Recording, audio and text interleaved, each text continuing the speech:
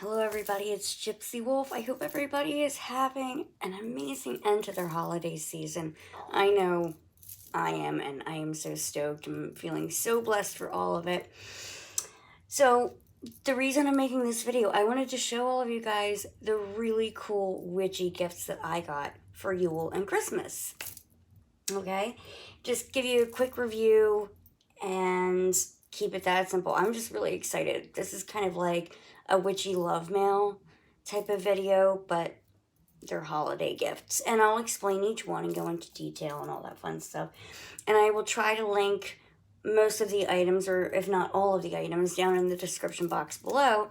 So that way, if you're interested in any of them, you can look into them and maybe purchase them yourselves, okay? All right, let's get right into it. Oh, and by the way, do not mind the background. I know this is totally different. I am in my new place. Super excited. I am still at the tail end of staying in my old place right now. There are some just, oof. It's the most difficult closing that has ever existed. I'll leave it that way. We'll leave it at that. Okay, so I'm going to start. Most of the witchy gifts that I got were books, because that's always what I ask for Christmas. I love getting books. Now, my dad and I have a tradition where we get each other a book every Christmas, or in my case, Yule. And I'm very blessed and lucky that my parents are so accepting and open of my path, on this path of magic. So I've been dying for the 2020 Lulin's Sabbat Almanac, but nobody apparently was able to get their hands on it yet. So instead, my dad got me the Lulin's Sabbat Almanac. And what's really fun about this book is it doesn't just describe each Sabbath for the year. It gives you, recipe ideas for that Sabbath. It gives you ideas on how to decorate your altar for that Sabbath. It also gives you ideas on how you can build up to be ready for that Sabbath. Maybe different divination ideas and what things pertain to that holiday and what they all represent. It's just a great, fun little book to have. I think it's super helpful, not just for the newbie witch, but also a seasoned witch as well, because you're going to continually find new ideas. So I'm really excited about this. And we talk about cleansing and consecrating our items, our witchy items, when they come into our possession. Well, my dad, every Christmas, I'm not going to show you what he wrote here, but every Christmas, the book that he purchases and gives to me, he writes a little something on the inside, as I just showed you. To me, that in and of itself consecrates this item as my own, because when we're consecrating something, we are making it ours, our own. So I don't feel like I have to do anything with it. And my dad already did it for me. He doesn't know, but I'm really excited to read into this and learn a lot for the coming year. Okay, next up, one of my favorite all-time authors on the craft is Judoka Ellis. Her most popular writing is her Encyclopedia of 5,000 Spells, but she has so many other books that people are not aware of, and I have quite a few, and I want to own all of them if I can. So the first one I think I'll show you is her Encyclopedia. Let's see, I know there's a bit of a glare here, guys. I'm sorry. Encyclopedia of Mystics, Saints, and Sages. A guide to asking for protection, wealth, happiness, and everything else. Okay? This, I already have her books on other, pretty much all her other encyclopedias. So this one is really unique and special to me, especially because I work with the saints a lot in my spell work. So I'll read you a little bit about what it says on the back.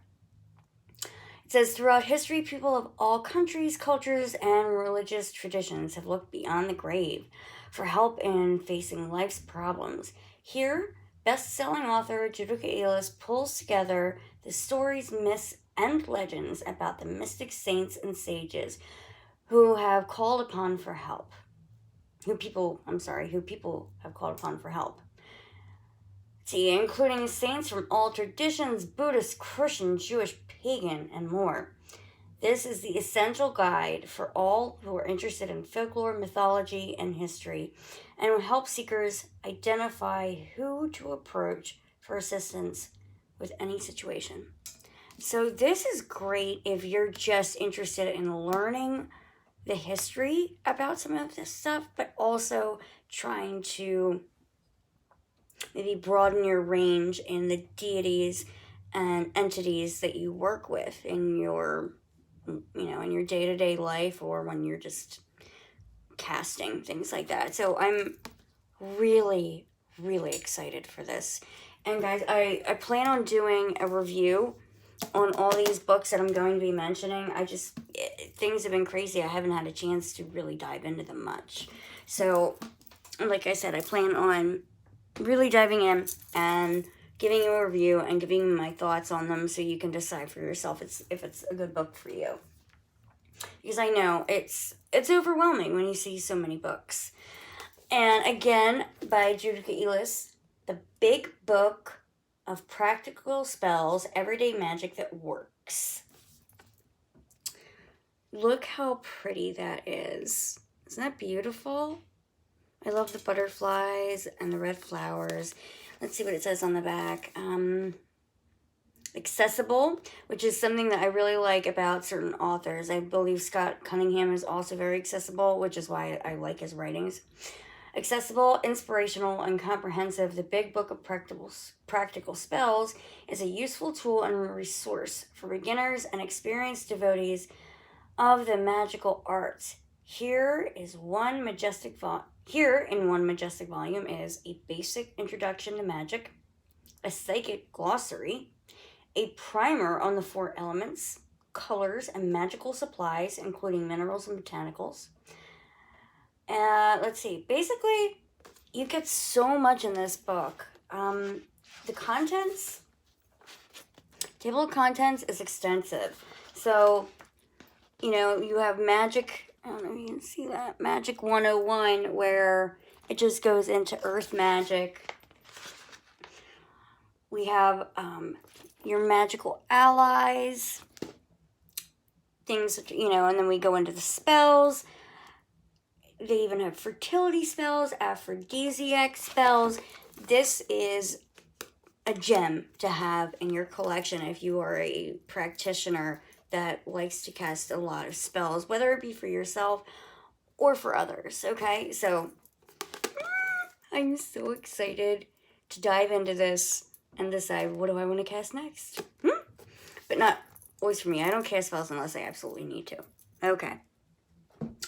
This next book, I was a little hesitant on showing you guys, and it is very hard to find books on this topic that are legit, but there is a YouTuber named White Raven that I trust wholeheartedly on her suggestions on books.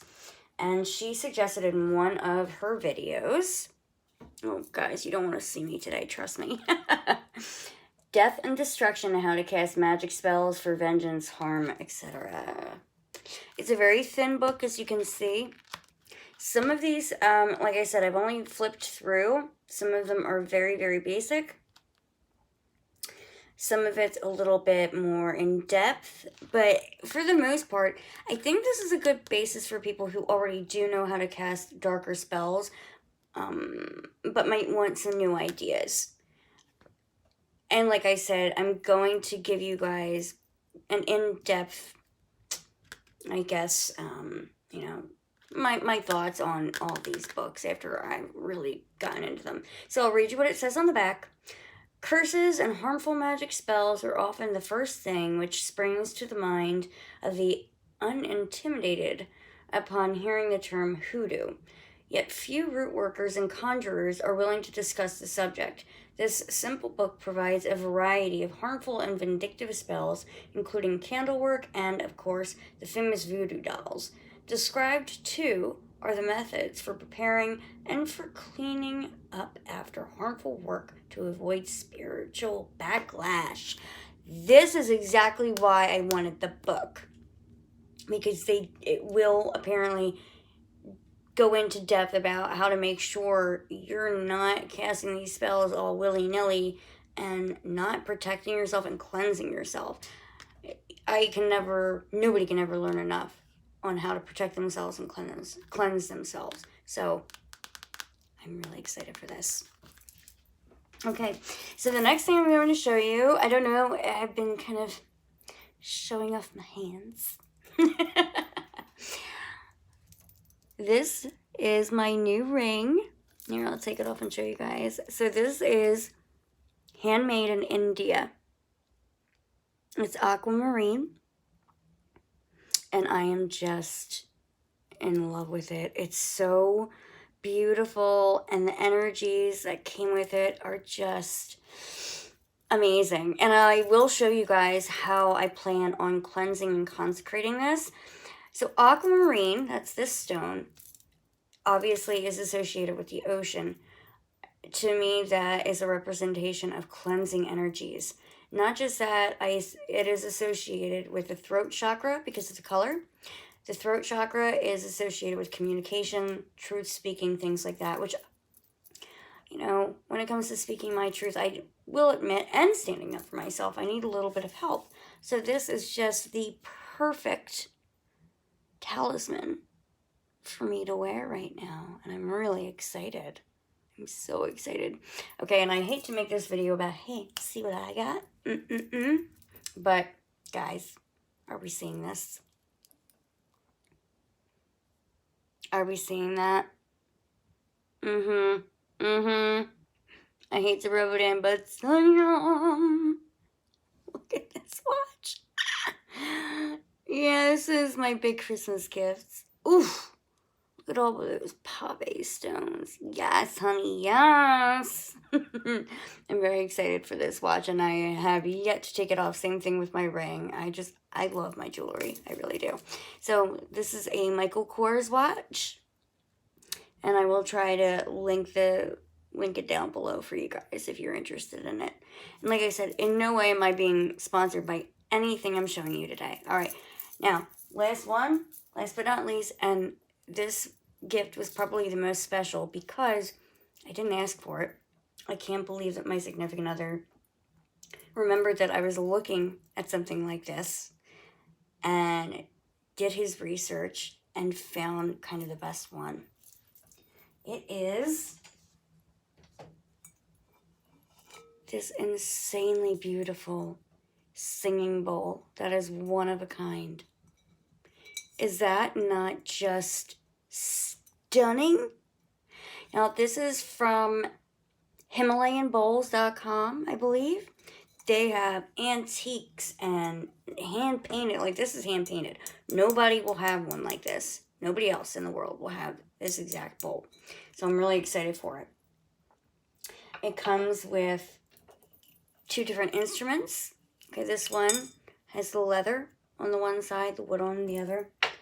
And that's for when you, I'm not very good at this yet, guys, I'm going to be honest. But it's for when you strike it and you go around the bowl. That's what the leather is used for. And the felt is just, for striking it. Hold on.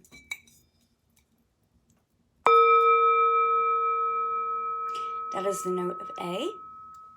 And it also comes, when you purchase from this company, comes with this little guy right there to make sure that it stays in good condition. I can do a video on how to use singing bowls if you would like, but I'm still practicing myself.